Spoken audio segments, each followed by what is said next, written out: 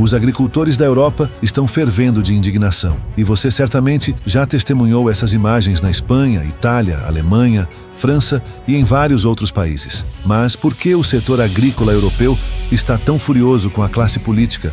E qual é a conexão do Mercosul com tudo isso? Vou esclarecer isso neste vídeo. Primeiramente, é crucial compreender a magnitude desses protestos, que surpreenderam por 3 razões: pela rapidez com que se espalharam, pelo nível de adesão evidenciado, como você pode observar, e pelos métodos frequentemente pouco convencionais. Na França, por exemplo, os manifestantes espalharam estrume e produtos deteriorados diante de prédios do governo, ameaçando até mesmo realizar um cerco total a Paris, bloqueando todos os acessos à capital. Não é à toa que esses protestos estão sendo tratados como um dos maiores da história da União Europeia. Mas o que está por trás dessa indignação? As demandas variam de país para país, mas há alguns fatores comuns. A União Europeia, um bloco que alega estar comprometido com o combate às mudanças climáticas, está dividido sobre como alcançar esse objetivo. Os agricultores, compreensivelmente, não querem arcar com essa conta. Se a Europa deseja atingir suas metas climáticas e reverter a perda de biodiversidade, é necessário mudar a forma como a comida é produzida.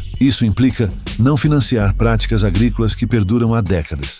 Muitos agricultores não são contrários às mudanças, pois compreendem que suas vidas estão sendo afetadas pelo colapso climático. No entanto, eles buscam uma distribuição mais justa do ônus. Vale ressaltar que a agricultura está nos documentos fundadores da União Europeia, sendo uma medida para garantir a segurança alimentar de uma Europa traumatizada pela Segunda Guerra Mundial. Desde o início, o bloco destinou bilhões de euros anualmente em subsídios aos agricultores, como forma de protegê-los da concorrência, gerando críticas à União Europeia por seu caráter protecionista. Os agricultores sentem-se abandonados em vários países, argumentando que as exigências para a produção estão aumentando enquanto a renda diminui. Eles temem não conseguir competir com produtores de fora da União Europeia, como no Brasil, onde as regras são diferentes e a mão de obra é mais barata. O presente e o futuro são marcados por incertezas, com os agricultores reclamando que não recebem remuneração adequada pelos alimentos que produzem. Esse descontentamento não é recente e já se manifestava desde 2019, quando a União Europeia lançou o Acordo Verde Europeu, que inclui medidas para neutralizar as emissões de carbono do bloco. A situação piorou com a guerra na Ucrânia, elevando os custos de produção e reduzindo as margens de lucro. A abertura do mercado europeu para produtos agrícolas ucranianos afetou os preços cobrados por agricultores em países como Hungria, Polônia, Romênia e Grécia. Outro desafio significativo são as mudanças climáticas, evidenciadas pela seca que prejudica o setor, especialmente nos países do sul, como Itália, Espanha e Portugal. Na Alemanha, a gota d'água foi o corte de subsídios ao diesel agrícola, uma decisão tomada pelo governo em meio a uma crise e cortes de gastos. Apesar do crescimento do agronegócio na Alemanha, ele se concentra nas mãos de um número cada vez menor de produtores, tornando os negócios mais difíceis, caros e burocráticos para os pequenos agricultores. A situação é ainda mais desafiadora na França, onde a agricultura familiar é mais predominante e a remuneração dos produtores,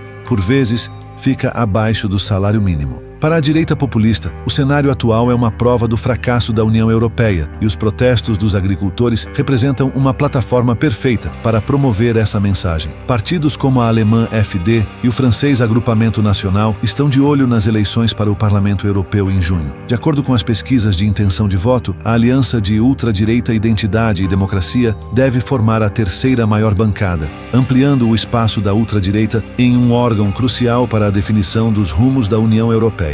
Embora os trabalhadores rurais representem apenas cerca de 2% do eleitorado da União Europeia, totalizando 400 milhões de pessoas, eles têm uma voz significativa no debate público. Isso se deve, em parte, à simpatia de muitos cidadãos em uma Europa onde a identidade nacional muitas vezes está intrinsecamente ligada à comida local. Não é à toa que várias concessões foram feitas ao setor após os protestos. Lembra do Acordo Verde Europeu? Pois é, ele inicialmente previa cortes de emissões de carbono na agropecuária, responsável por 10% das emissões da União Europeia. No entanto, o bloco desistiu dessa ideia e agora busca reduzir sua pegada de carbono por outros meios. A União Europeia também abandonou a proposta de reduzir pela metade o uso de agrotóxicos até 2030. Na Alemanha, o governo prometeu ajudar os fazendeiros, mas manteve o corte gradual de subsídios para o diesel até 2026. Já na França, o governo de Emmanuel Macron adotou uma abordagem oposta, concedendo mais subsídios ao setor e defendendo menos burocracia e regras ambientais. Macron até ameaçou enterrar o acordo de livre comércio entre Mercosul e União Europeia, justo quando parecia mais próximo de ser concluído após 25 anos de negociações. Segundo os agricultores franceses, o acordo é injusto, pois não impõe ao Mercosul as mesmas regras ambientais e sanitárias rigorosas que os europeus devem cumprir. Eles temem que isso inundaria a Europa com produtos baratos, enfraquecendo